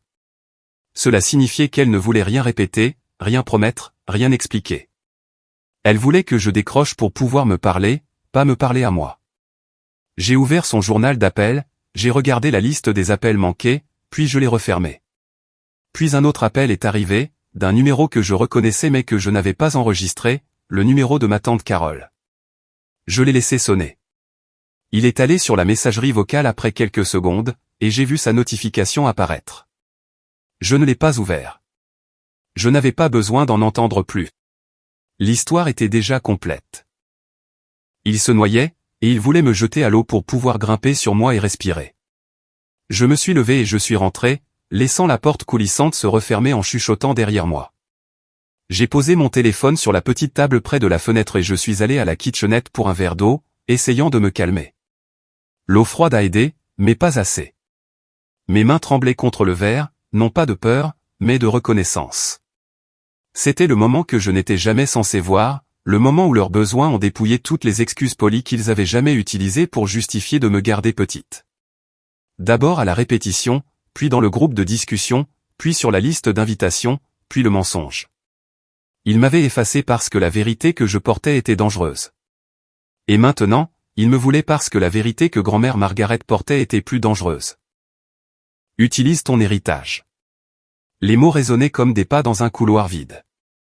Ma grand-mère avait voulu que sa décision soit un miroir, un verdict moral, pas un plan de sauvetage pour des gens qui refusaient d'écouter. Elle m'avait choisi parce qu'elle croyait en moi, parce qu'elle voyait ce qu'ils ne voyaient pas. Et il voulait transformer ça en une obligation. Je suis allé à la fenêtre et j'ai regardé les vagues scintiller. Chaque montée et descente douce reflétait le faible argent de la lune. J'ai alors réalisé à quel point la distance était claire. Elle transformait le chaos en clarté. Elle transformait le bruit en discernement. Elle transformait les angles vifs des attentes des autres en quelque chose que je pouvais poser sans saigner. Mon téléphone a de nouveau vibré. Un autre appel. Le numéro de mon cousin cette fois. Il parcourait l'arbre généalogique, jetant des lignes dans l'océan dans l'espoir que je morde. Je ne l'ai pas fait. J'ai pris le téléphone, j'ai ouvert l'historique des appels, et sans me laisser hésiter, j'ai fait glisser mon doigt sur le côté et j'ai appuyé sur bloquer. Les lettres rouges sont apparues sur l'écran comme un verdict. Un de moins. Le numéro de maman est venu ensuite. Mon pouce a hésité un moment. J'ai pensé à toutes les années où je lui avais accordé un pardon inconditionnel, à tous les moments où elle avait choisi la commodité plutôt que l'honnêteté, à toutes les fois où elle s'était tenue devant moi et avait protégé la mauvaise personne pour les mauvaises raisons. Je l'ai bloquée, elle aussi. Mon pouls est resté stable. J'ai attendu que le regret monte en moi. Mais il n'est pas venu. Ce qui est venu à la place, c'est une sorte de silence propre, comme si quelque chose de lourd avait été enlevé de l'espace juste derrière mes côtes. Je suis passé au numéro de mon père ensuite. Son message vocal était toujours ouvert sur l'écran. J'ai écouté le début une dernière fois, laissant le ton de sa voix confirmer tout ce que je savais déjà. Il ne m'avait jamais appelé, sauf s'il voulait quelque chose. Pas quand j'ai obtenu mon diplôme. Pas quand j'ai eu ma première promotion. Pas quand j'ai acheté mon premier appartement. Il appelait quand il avait besoin de moi pour combler un trou qu'il avait creusé de ses propres mains. Bloqué. Le mot a de nouveau clignoté. Final. Ferme. Silencieux. Les messages vocaux ne disparaissent pas quand on bloque quelqu'un, mais la possibilité d'en envoyer de nouveau, oui. C'était comme fermer une porte qu'ils avaient maintenue entrouverte pendant des décennies. Un autre numéro a appelé ma tante à nouveau. Je l'ai bloqué, puis mon oncle, puis un autre cousin, puis la sœur de ma mère. Chaque pression semblait moins une représaille qu'un nettoyage, débarrassant le désordre qui s'était accumulé bien avant le mariage. Finalement, quand la liste d'appels n'a montré que des cercles rouges et des étiquettes bloquées, j'ai expiré une longue et lente respiration que je retenais depuis que le premier message vocal était apparu. Le monde autour de moi était immobile. Le complexe était calme. L'océan continuait de bouger, ignorant le changement qui s'était produit en moi. Pour la première fois de ma vie, je n'étais pas la solution de quelqu'un, ni la cible de quelqu'un, ni le compte moral de quelqu'un. J'étais quelqu'un avec des choix. J'ai complètement éteint mon téléphone et je l'ai posé face contre la table de chevet, un petit geste, mais qui ressemblait à la fermeture de la dernière page d'un chapitre qui avait traîné bien trop longtemps. Derrière moi, au-delà des fenêtres ouvertes, l'eau tapotait silencieusement les supports en bois, stable et imperturbable, comme un rappel que le monde continuait, que je réponde au téléphone ou non. Je me suis allongé sur le lit sans allumer les lumières. Je ne me sentais pas victorieuse. Je ne me sentais pas en colère. Je me sentais fini. Quelle que soit la tempête qui les attendait à la maison, ce n'était plus la mienne à affronter. Mes yeux se sont lentement fermés alors que la villa s'installait dans l'obscurité, et j'ai laissé le silence m'envelopper d'une douceur que je n'avais jamais connue de ma propre famille. Je me suis réveillé tôt. Non pas à cause d'une alarme, mais parce que mon corps avait appris à se lever avec la première touche de lumière du soleil sur l'eau. La pièce brillait d'un bleu faible, et pendant un instant, j'ai oublié la nuit précédente.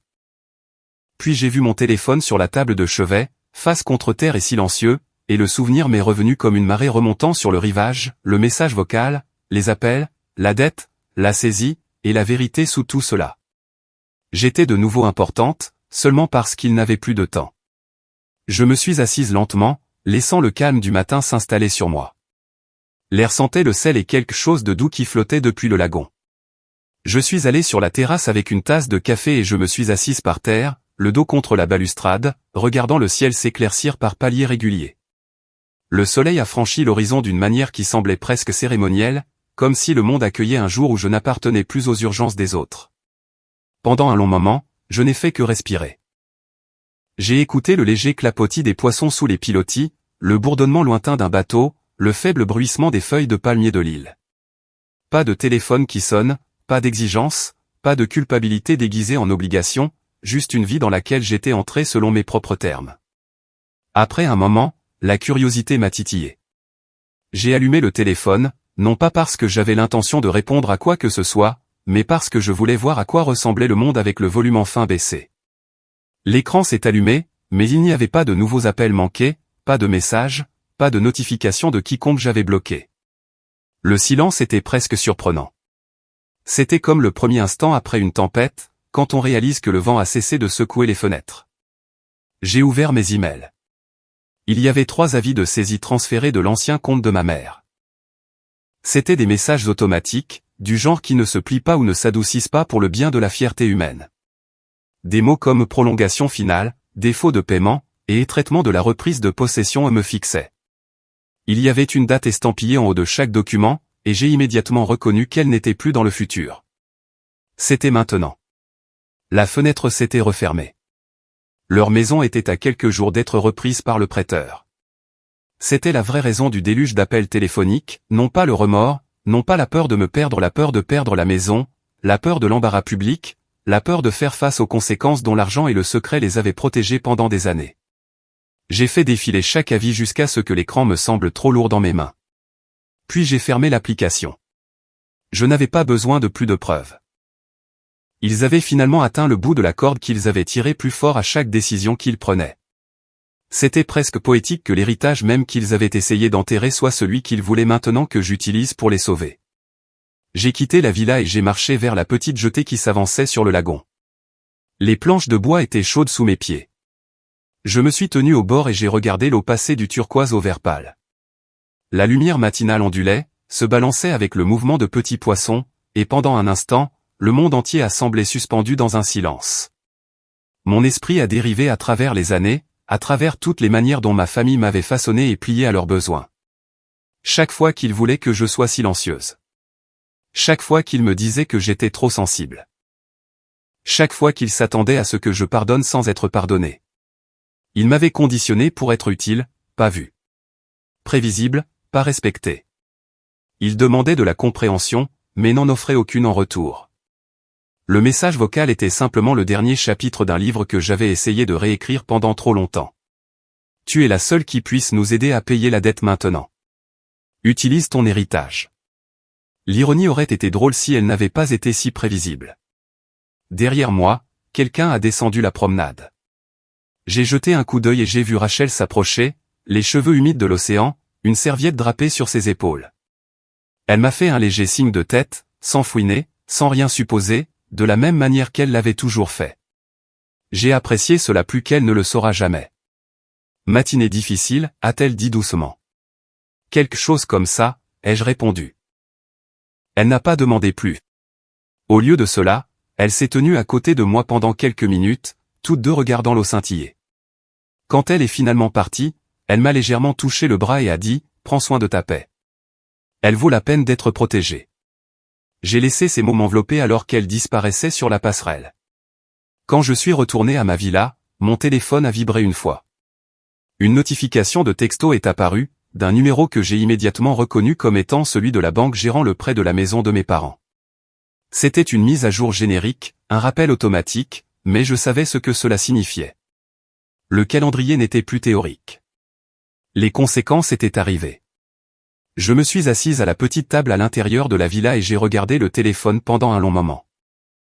Puis j'ai de nouveau ouvert le message vocal, laissant la voix de mon père résonner dans la pièce silencieuse. La même phrase me frappait à chaque fois, « Tu es la seule ». Ce n'était pas la supplique d'un homme qui aimait sa fille. C'était la supplique d'un homme qui n'avait plus d'endroit où se cacher. Quand le message vocal s'est terminé, j'ai appuyé sur supprimer.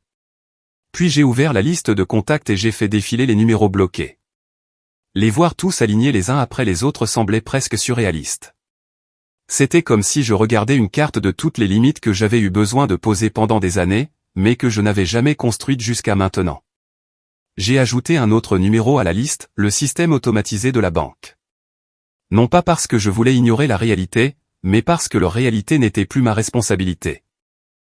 Ma grand-mère n'avait pas changé son testament pour que je devienne un filet de sécurité pour des gens qui m'ont rejeté. Elle l'a changé parce qu'elle voulait que j'aie une vie séparée de leur chaos, une vie construite sur la dignité, pas sur la dette. Quand le dernier numéro est devenu rouge sur l'écran, j'ai baissé le téléphone sur la table et j'ai laissé échapper une respiration qui a tremblé en sortant. Je n'ai pas ressenti de soulagement, exactement. J'ai ressenti quelque chose de plus stable, une finalité qui n'était pas vive ou dramatique, mais solide d'une manière qui m'a ancré.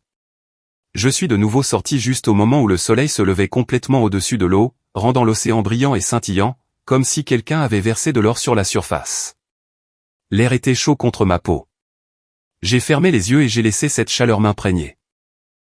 À la maison, ils devaient paniquer, appelant quiconque pourrait me joindre, cherchant des explications qui les peindraient comme les victimes des circonstances, plutôt que comme les architectes de leurs propres erreurs. Ils ne diraient pas aux voisins ce qui s'est passé. Ils ne le diraient pas à leurs amis. Ils essaieraient de présenter la saisie comme un revers inévitable, le désastre du mariage comme un malentendu, le changement d'héritage comme une mauvaise communication. Mais rien de tout cela ne me concernait plus. La vérité était simple. Ils avaient besoin d'argent. Ils avaient besoin de quelqu'un pour réparer leur désordre. Ils n'avaient besoin de moi que tant que j'étais prête à me sacrifier pour eux. Et j'en avais fini avec ça. Je me suis assise au bord de la terrasse et j'ai trempé mes pieds dans l'eau chaude en dessous. De petits poissons se sont dispersés en arcs scintillants. Le monde a continué calmement, insensible à l'effondrement de personnes qui avaient autrefois cru que le soleil se levait et se couchait sur leurs propres décisions. Je me suis penché en arrière sur mes mains et j'ai laissé le calme s'installer complètement sur moi. Mon téléphone reposait à l'intérieur de la villa, la liste de blocage pleine, les notifications silencieuses, les derniers fils me liant à cette ancienne vie se dissolvant lentement dans la chaleur du matin. Il n'y avait plus d'appel à prendre, plus d'urgence déguisée en amour, plus de culpabilité à porter. La liste de blocage était complète. Les jours suivants se sont déroulés avec un rythme étrange, en apesanteur, comme si le monde autour de moi passait à une vitesse inférieure. Je nageais le matin, je travaillais quelques heures l'après-midi, et je laissais les soirées m'emporter dans la paix que l'île décidait d'offrir. Mais même dans ce calme, la réalité qui se déroulait à la maison trouvait des moyens de dériver sur mon écran, par morceaux et fragments, chacun reflétant une histoire dont je ne faisais plus partie, mais que j'étais autrefois censé réparer. Les retombées du mariage ne se sont pas estompées. Elles ont grandi. Les clips de Thomas quittant l'hôtel se sont multipliés en ligne, se propageant dans des coins d'internet qui n'avaient rien à voir avec moi ou ma famille.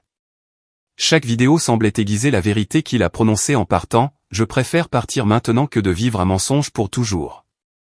Les gens ont repris cette phrase comme si c'était la citation du mois, l'intégrant dans des blagues, des commentaires, des vidéos de réaction, même des publications de conseils relationnels d'une manière qui semblait surréaliste.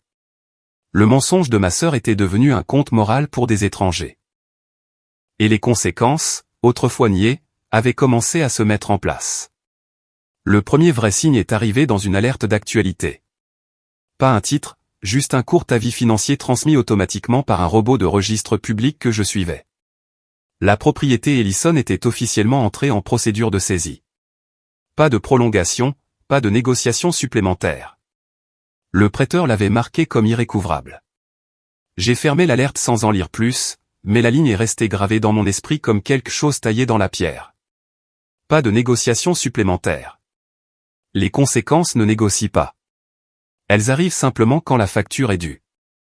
Le coup suivant est venu d'une connaissance commune qui m'a envoyé un message en privé, non pas parce qu'elle voulait des commérages, mais parce qu'elle voulait me prévenir.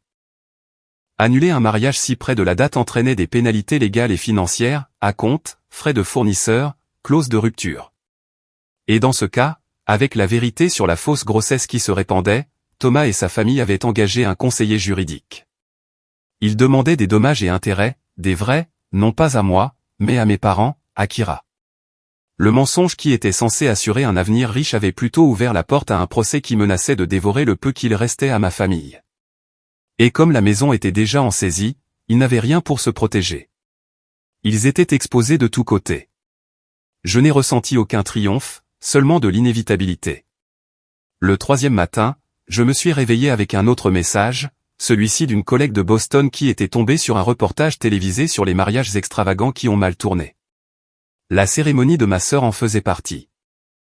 Le présentateur n'a pas mentionné de nom, mais les images floues étaient sans équivoque, le visage de Kira strié de mascara, mon père se disputant avec l'oncle du marié, le moment où grand-mère Margaret s'est levée de sa chaise et a parlé avec une fermeté que même le microphone de la caméra pouvait à peine contenir. On a assez piétiné la vérité. Ils ont rejoué cette ligne 2 fois dans le reportage. Je l'ai regardé 2 fois, puis j'ai fermé la vidéo. Kira, autrefois accro à la publication de chaque détail de sa vie soignée, avait complètement disparu des réseaux sociaux. Chaque compte verrouillé. Chaque photo archivée. Chaque plateforme silencieuse. Ce n'était pas le remords qui l'avait poussé à se déconnecter. C'était l'humiliation, le genre qui ne passe pas vite, le genre qui s'imprègne dans la façon dont les gens vous voient, et dont vous vous voyez. Pendant ce temps, je suis resté dans ma villa, répondant aux emails professionnels et participant à des réunions vidéo, comme si rien d'extraordinaire ne s'était produit. Mon manager a commenté que je semblais plus concentré que d'habitude. Je lui ai dit que le changement de décor aidait. Elle a dit qu'elle espérait que je prendrais plus de pauses comme celle-ci. Une collègue m'a envoyé un message en privé et a dit qu'elle admirait ma constance pendant un trimestre stressant. Elle n'avait aucune idée des tempêtes qui faisaient rage dans les coulisses de ma vie personnelle, et je n'avais aucune intention de laisser ces tempêtes me définir professionnellement. C'était étrange d'être reconnu pour ma stabilité, au moment exact où le monde de ma famille s'effondrait sous le poids de leurs propres choix. Étrange, mais ancrant.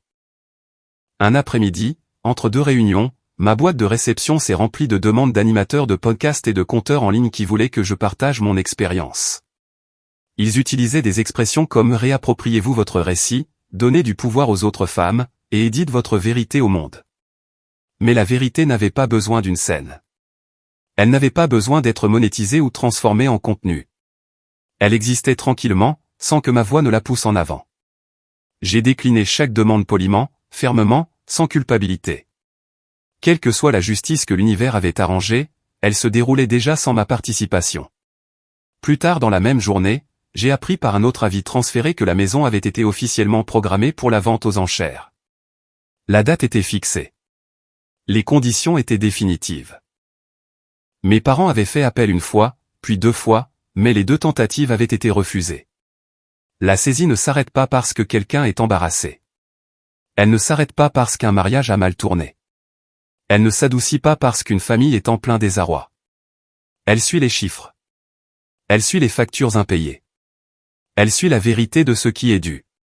Mon père a tenté une dernière fois de me joindre, non pas par téléphone cette fois, mais par un email acheminé via l'adresse d'un parent, quelque chose de suffisamment vague pour contourner ma liste de blocage. Le message était court. La maison nous échappe. Nous avons besoin d'aide. Tu en as les moyens.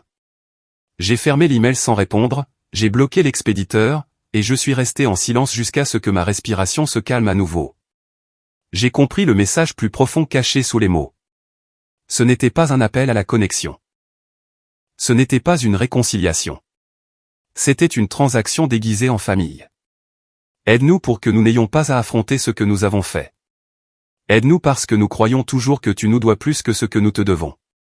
Mais les conséquences ne négocient pas.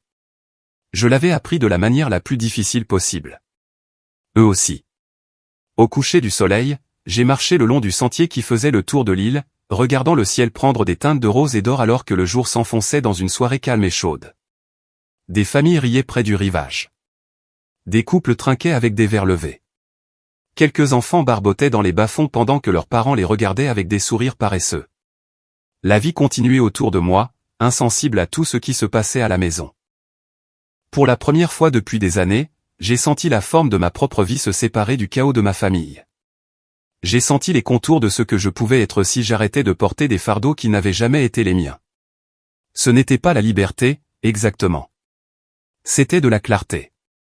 Le lendemain matin, j'ai rejoint une réunion avec mon équipe. L'appel s'est déroulé sans problème, sans pépin, sans complication. Après, mon manager est resté un moment et m'a souri à travers l'écran. Quoi que vous fassiez, a-t-elle dit, continuez. Vous livrez certains de vos meilleurs travaux. Je l'ai remerciée, et je le pensais. Elle ne savait pas que s'éloigner du bruit de ma famille avait libéré l'espace en moi où vivent la confiance et la compétence. L'après-midi, j'ai emmené mon ordinateur portable dans une cabane ombragée au bord de l'eau. J'ai travaillé pendant 2 heures sans interruption, laissant la brise rafraîchir ma peau pendant que je tapais. Quand j'ai eu fini, j'ai fermé l'ordinateur et je me suis adossé au coussin, laissant le doux bruissement des feuilles de palmier bercer mon esprit dans un rare silence. Le monde à la maison continuait de se défaire, le procès, la saisie, la disparition de Kira. Mais ici, rien n'exigeait mon attention. Rien ne me tirait. Rien ne nécessitait de réparation. L'air lui-même semblait être une frontière que je n'avais jamais pu imposer jusqu'à présent. Le soir venu, j'ai commandé le dîner dans ma villa et j'ai mangé pendant que le ciel s'estompait en nuances de violet. J'ai regardé de petites lumières scintiller sur la promenade reliant les villas, chacune projetant un reflet doux et doré sur l'eau. C'était simple, paisible, le genre de moment qui vous fait réaliser à quel point votre vie a été passée à vous préparer à un impact que vous n'aviez jamais eu à absorber. Quand j'ai lavé la dernière assiette et que je l'ai posée sur l'égouttoir, j'ai senti un calme s'installer sur moi, qui n'était pas temporaire. C'était le début d'un autre type de vie, une vie où je mesurais ma valeur non pas à la façon dont je gérais les désastres des autres, mais à la douceur avec laquelle je me traitais. Le monde en dehors de l'île pouvait s'agiter comme il le voulait. Ce soir, j'ai fermé mon ordinateur, j'ai éteint les lumières, et j'ai laissé la journée se terminer sans une seule pensée de ce que quiconque attendait de moi. Pour la première fois depuis très longtemps, une journée de ma vie s'est terminée tranquillement. Et cela, plus que tout, a semblé être le début de quelque chose de réel. Le calme à la fin de chaque journée avait commencé à me sembler familier, presque comme un compagnon plutôt qu'un espace vide à combler. Je me suis réveillé le lendemain matin avec la même lente aisance, m'étirant sous le drap de coton léger alors que la douce lueur du lever du soleil caressait le plafond. Il m'a fallu un moment pour me souvenir de quel jour on était. Non pas que j'évitais la pensée, mais parce que, pour une fois, rien dans ma vie ne dépendait du suivi de l'urgence de quelqu'un d'autre. J'ai préparé une petite tasse de café dans la kitchenette de la villa et je l'ai emportée sur la terrasse, m'installant dans le fauteuil où le soleil ne touchait que la moitié du bois. L'air était frais pendant quelques minutes avant de se réchauffer à nouveau, et j'ai laissé ce changement s'installer en moi. C'était comme un rappel que le changement pouvait être doux, quand personne ne le forçait.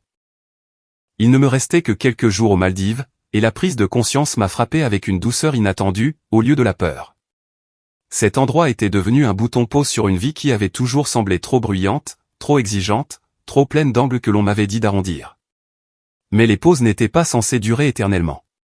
Elles étaient censées vous aider à respirer assez longtemps pour décider de la suite.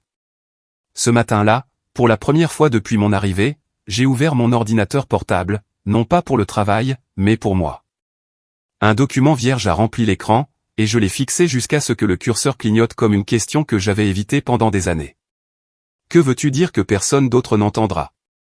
J'ai commencé à taper lentement, les mots se formant sans structure, sans plan.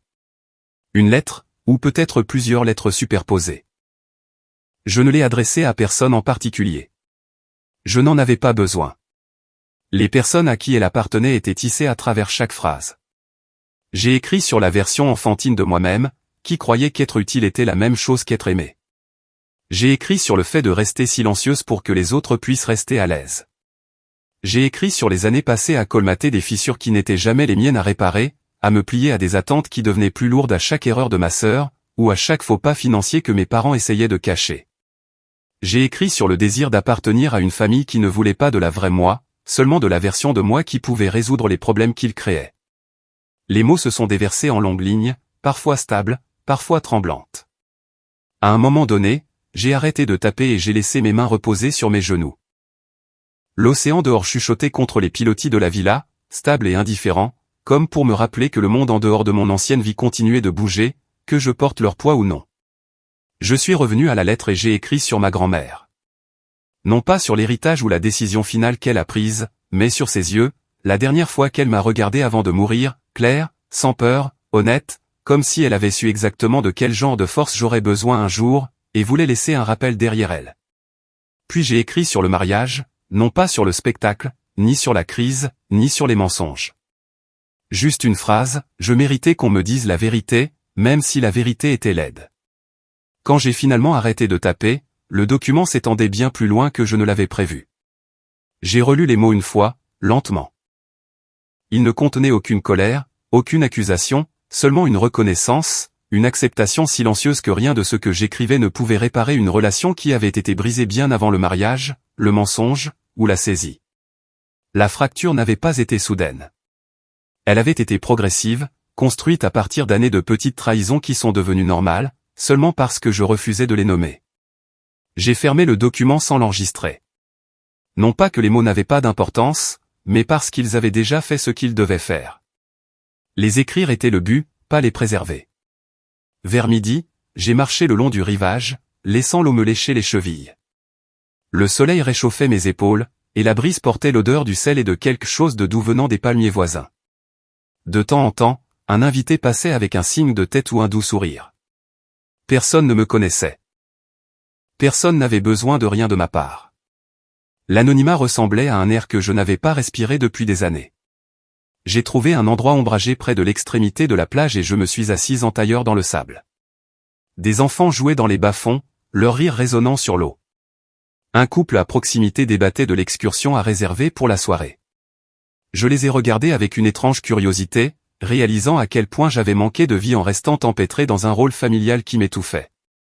Pendant un instant, j'ai imaginé ce que ce serait de reconstruire une vie où mes choix ne seraient pas façonnés par la culpabilité ou l'obligation, mais par la curiosité, la joie, et une confiance tranquille. Une vie où ma valeur ne serait pas liée au sauvetage de personnes qui n'avaient jamais eu l'intention de changer. Au moment où je me suis levé et que j'ai brossé le sable de mes jambes, l'idée ne semblait plus imaginaire. Elle semblait possible. De retour à la villa, j'ai ouvert ma valise et j'ai commencé à plier les quelques vêtements que j'avais déballés plus tôt dans la semaine. Je les ai roulés soigneusement et je les ai mis à l'intérieur, puis j'ai fermé la fermeture éclair à moitié avant de m'arrêter. Une petite douleur inattendue m'est montée à la poitrine. Partir signifiait retourner dans le monde qui contenait tout ce que j'avais fui. Mais la douleur n'était pas de la peur. C'était de la reconnaissance. La croissance s'accompagne toujours d'une sorte de deuil. En fermant complètement la fermeture éclair, j'ai pensé à ma famille. Non pas avec nostalgie, non pas avec amertume, juste avec honnêteté. La relation que nous avions autrefois n'existait plus. La version de moi-même qui travaillait à la préserver n'existait plus non plus. Le rôle de réparatrice qui avait façonné tant de mon identité s'était effondré le jour où j'ai réalisé que leur amour était conditionnel à mon utilité. Cette prise de conscience a fait mal, mais elle m'a libéré. En fin d'après-midi, je me suis assise à la petite table de bistrot près de la fenêtre et j'ai regardé l'eau changer de couleur alors que les nuages passaient au-dessus. J'ai laissé mes pensées s'installer, une vérité après l'autre. Je pouvais toujours me soucier de tout en refusant de porter leur fardeau. Je pouvais toujours me souvenir des bons moments sans excuser le mal. Je pouvais toujours leur souhaiter du bien sans retourner à un rôle qui m'effaçait. Ce n'étaient pas des contradictions. C'étaient des limites. Et les limites étaient un signe de respect de soi, pas de cruauté. Je me suis versé un petit verre d'eau pétillante et je l'ai légèrement levé, non pas comme un toast, mais comme une reconnaissance silencieuse. J'avais survécu à la chose que je pensais ne jamais être assez forte pour affronter, non pas le mariage, non pas le mensonge, non pas la saisie, mais le moment où j'ai finalement compris que je pouvais partir et rester entière. Près du coucher du soleil, le ciel a pris des teintes brillantes d'ambre et de rose. Je suis sorti sur la terrasse, mon sac de voyage à côté de moi, et je suis resté là jusqu'à ce que la dernière bande de lumière du soleil s'estompe à l'horizon. C'était comme regarder un chapitre se fermer en temps réel. Quand je suis finalement rentré, j'ai tiré la porte coulissante et j'ai écouté le léger clic du loquet. Quelque chose dans ce son semblait symbolique, une porte qui se fermait et qui n'avait plus besoin de rester ouverte. Le lendemain matin, je me suis réveillé avant mon alarme et je me suis habillé en silence. Ma valise attendait près de la porte. La villa avait exactement le même aspect que lorsque je suis arrivé, mais pas moi. Je me sentais plus grande, d'une manière ou d'une autre, même si mes pieds étaient stables sur les mêmes planches de bois. C'était peut-être ça, grandir sans que personne ne soit témoin. J'ai roulé ma valise sur la promenade vers le bâtiment de la réception, les roues tapotant légèrement contre les planches.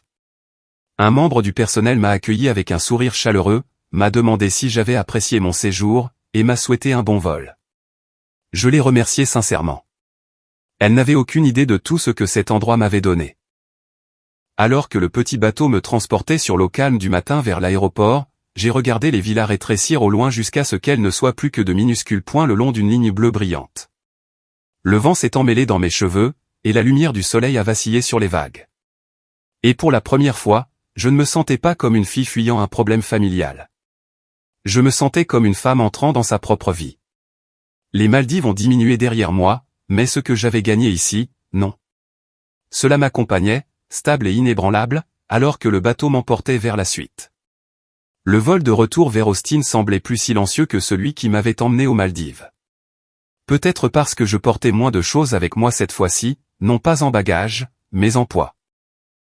Je me suis assise près du hublot et j'ai regardé le Texas s'étendre sous l'avion alors qu'il descendait, un patchwork familier de routes et de toits apparaissant lentement.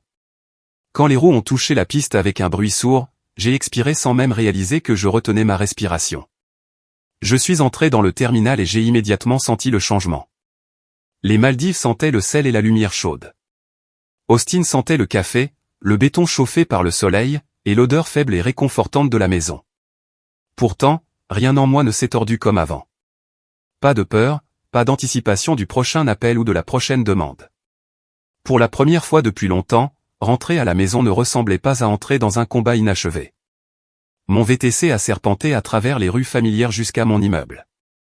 J'ai monté ma valise les escaliers et j'ai fait une pause à la porte. Le couloir était calme et chaud. La même photo encadrée de fleurs sauvages était accrochée à côté de l'unité de mon voisin. Un petit paquet attendait sur mon paillasson, probablement un livre que j'avais commandé il y a des semaines et que j'avais oublié. Tout était normal, complètement inchangé, sauf moi. À l'intérieur, la lumière du soleil tombait sur le parquet en longue bande douce. Ma plante dans le coin avait fait une nouvelle feuille pendant mon absence.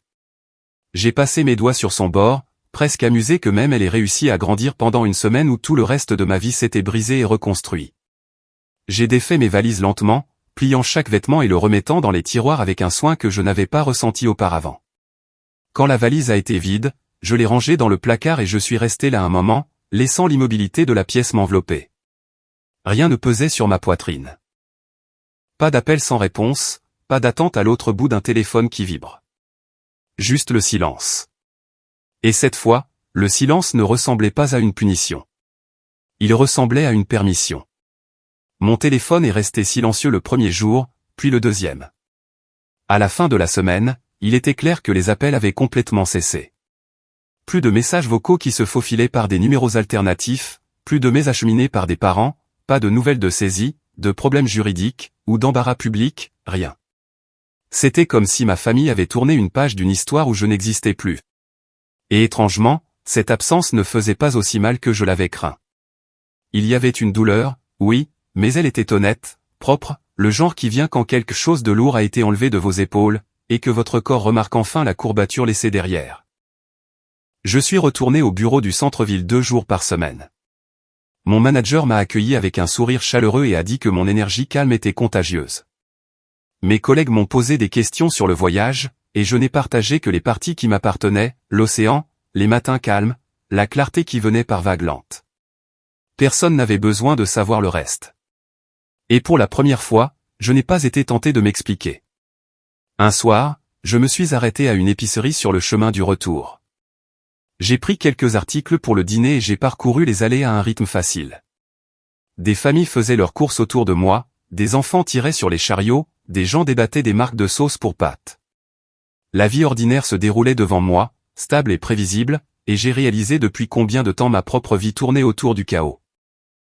J'avais oublié à quel point l'ordinaire pouvait être paisible.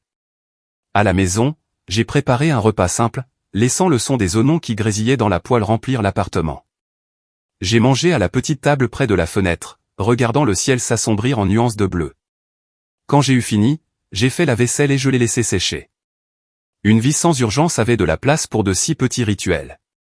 Plus tard dans la nuit, je me suis assise sur le canapé avec une couverture sur mes jambes et j'ai laissé mon esprit vagabonder. J'ai pensé au mariage, aux mensonges, aux retombées, aux vidéos, à la saisie. Mais surtout, j'ai pensé au moment où Kira m'a dit qu'il n'y avait pas de place pour moi à son mariage. Cette seule phrase avait tranché plus qu'une simple invitation. Elle avait mis à nu la vérité sur le rôle que j'avais joué dans notre famille pendant bien trop longtemps. Être exclu du mariage n'était pas la vraie perte. C'était un symbole. La confirmation finale que j'avais vécue dans une famille où l'honnêteté était traitée comme une menace, et où la loyauté se mesurait au silence. La vraie perte aurait été de rester, de jouer à nouveau la réparatrice, de prétendre que je pouvais recoller les morceaux, de prétendre que je leur devais ça. Au lieu de cela, j'ai laissé les morceaux là où ils sont tombés. Et j'ai cessé de croire que j'avais besoin de permission pour vivre ma propre vie. Quelques jours plus tard, j'ai ouvert mon ordinateur portable et j'ai commencé à rédiger une liste. Pas une lettre, pas une confession, juste une liste de choses auxquelles je voulais m'accrocher. Des limites, des valeurs, de petites promesses à moi-même. Garder de l'espace uniquement pour les gens qui le respectent. Dire la vérité même quand c'est gênant. Ne pas échanger sa paix contre le déni de quelqu'un d'autre. Le silence n'est pas une faiblesse. Partir n'est pas un échec. La liste s'est allongée, mais elle n'a jamais semblé lourde.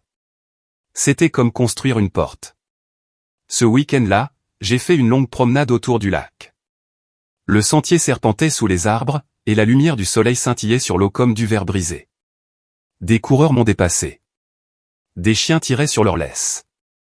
Des gens faisaient du kayak en arclant au-delà du rivage. Tout semblait vivant d'une manière que je n'avais pas remarquée depuis des années. À mi-chemin, je me suis arrêté sur un banc et je me suis assise. La brise a soulevé mes cheveux. Le lac ondulait de douces vagues. J'ai pensé à qui j'étais, sans le rôle que j'avais porté si longtemps. J'étais plus silencieuse mais pas petite, plus douce mais pas faible, plus forte mais pas endurcie. J'étais une femme qui était enfin sortie d'une histoire qui n'avait jamais été écrite pour elle. Quand je suis rentré ce soir-là, je me suis versé un verre d'eau et je me suis assise à ma table de salle à manger, laissant l'air frais du ventilateur de plafond me caresser les épaules.